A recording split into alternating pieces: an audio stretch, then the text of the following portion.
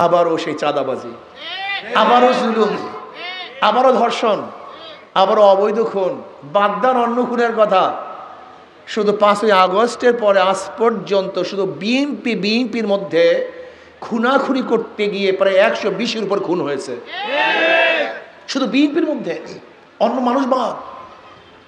আগে জানতাম জাহান্নামের আগুনকে খেয়ে ফেলে, এখন দেখি এক বিএনপি আর এক বিএনপি খেয়ে ফেলে। সত্যি কথা, অবাস্তব না। আমরা কি দেখছি?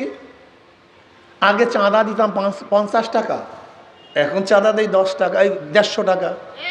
আগে চাঁদা নিত একজনে, এখন চাঁদা নেয় 3 জনে। কি দেখতেছি? ড্রাইভার সাহেব চাঁদা না দেওয়ার কারণ 2024 জুলাই আগস্টের বিপ্লবের সূচনা কি ছিল?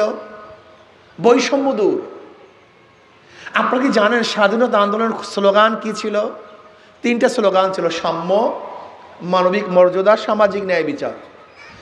সাম্য, সামাজিক ন্যায় বিচার, মানবিক মর্যাদা প্রতিষ্ঠিত করার জন্যই পাকিস্তান থেকে আলাদা হয়েছিলাম, কিন্তু সাম্যতা সৃষ্টি হয়নি, মানবিক মর্যাদা আমরা পেয়েছিলাম না, এবং ন্যায় বিচার প্রতিষ্ঠিত হয়নি।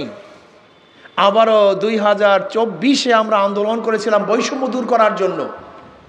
5ই আগস্ট আবার দ্বিতীয়বার স্বাধীন হলাম, ভেবেছিলাম এবার বৈষম্য দূর হবে, মানুষ মুক্তি পাবে, শান্তি পাবে, অবৈধ খুন আর হবে না, লুণ্ঠন হবে না, ধর্ষণ হবে না, জুলুম হবে না, অত্যাচার হবে না, চাঁদা দিতে হবে না, আমার কোনো মানুষ, বাংলাদেশের কোনো নাগরিক ক্ষুধার্ত অবস্থায় ধুকে মারা যাবে না, নির্বিঘ্নে সমস্ত মানুষ ব্যবসা করবে, বাণিজ্য করবে, সমস্ত মানুষের বাক শক্তির অধিকার থাকবে, মানুষ বাঁচার অধিকার নিয়ে বাংলাদেশে বসবাস করবে।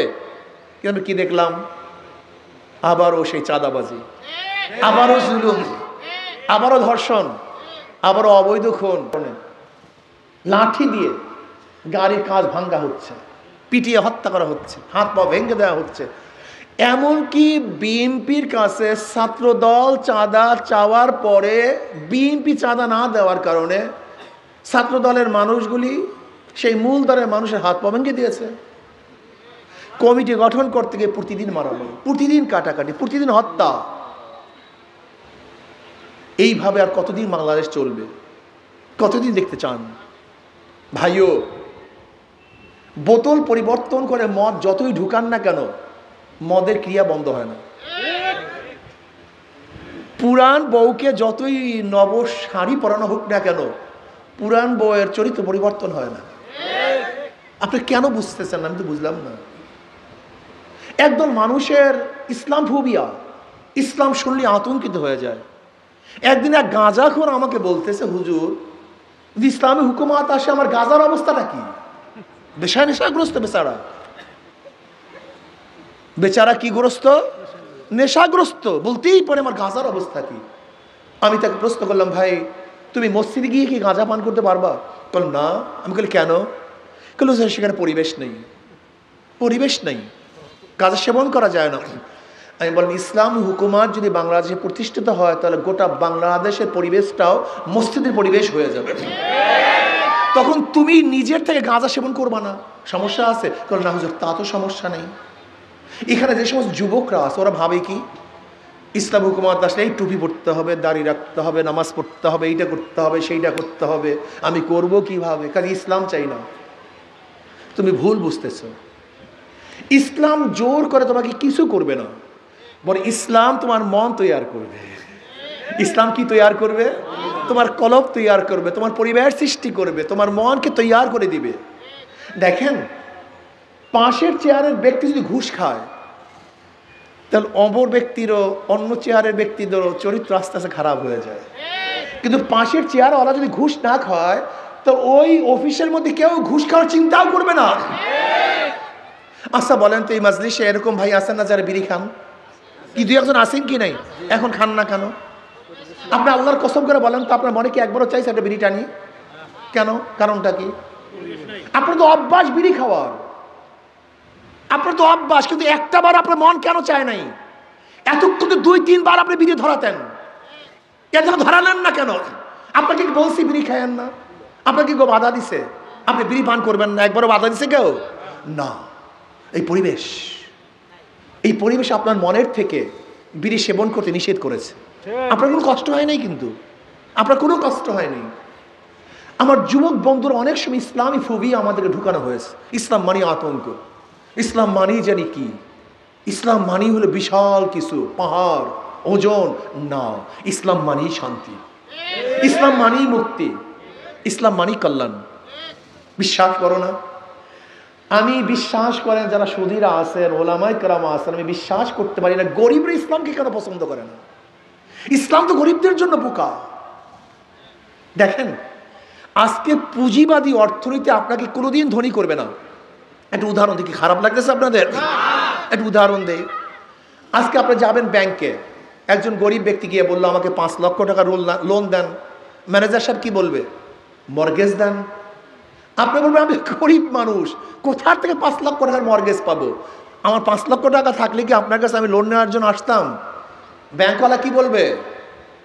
যার আছে ব্যাংক তাকেই দেয়, যার নাই ব্যাংক তাকে দেয় না। ব্যাংক কাকে দেয়? কথা বলেন না কেন? যার নাই ব্যাংক তার পিছনে নেই। এর জন্য ধনীরা ধনী হয়, গরিবরা গরিব হয়। বাংলাদেশের কোনো গরিব ব্যবসা করতে পারবে না, কারণ আপনার পুঁজিই তো নেই, আপনার তো কোনো মর্গেজ নেই। অথচ আপনি কি জানেন বাংলাদেশে 18 কোটি মানুষের গোটা অর্থ মাত্র 20 পরিবারের কাছে? আপনারা জানেন? কেউ জানে নাই। বাংলাদেশের যতগুলি মানুষ বসবাস করে তাদের কাছে যেই পরিমাণের টাকা, মানব বাংলাদেশের 20 পরিবারের কাছে ওই পরিমাণের টাকা, 20 পরিবারের কাছে। অথচ তার ছেলে মেয়ে কজন? কারোর 2 জন, কারোর 1 জন, কারোর 2 জন, কারোর 1 জন, কারোর নাই। বেশ, এই সালমান এফ রহমান, তার মাত্র একটা সন্তান আছে, আর একটা মারা গেছে। কত হাজার কোটি টাকার মালিক। শুধু শেয়ার বাজার থেকে চুরি করেছে 55,000 কোটি টাকা, অত মাত্র একটা সন্তান। কথাটা বুঝাতে পারিনি। আপনাদের গোটা বাংলাদেশের মানুষের কাছে যেই পরিমাণের অর্থ, এই পরিমাণের অর্থ মাত্র কয়েক পরিবারের কাছে। এর কারণটা কি? এর কারণ হলো বর্তমান অর্থনীতি। বর্তমান অর্থনীতি গরিবকে গরিব বানায়, ধনীকে ধনী বানায়। অথচ ব্যাকুব গরিবরা, এই কামবখ নালায়েক, এই মূর্খ গরিবরা ওদের পিছনেই হাঁটে। কিন্তু যারা তাদের জন্য মরিয়া হয়ে তাদের মুক্তির জন্য লড়ছে, তাদের কাছেও তারা যায় না। ইসলাম গরিবদের জন্য, ইসলামী অর্থনীতি গরিবদের জন্য। জাকাত কাদের জন্য বলেন? ফিতরা কাদের জন্য? মানত কাদের জন্য? ওশর কাদের জন্য? দান কাদের জন্য? ইসলামের গোটা অর্থনীতি গরিবদের জন্য। গোটা অর্থনীতি। ইসলাম আসলে কি হবে?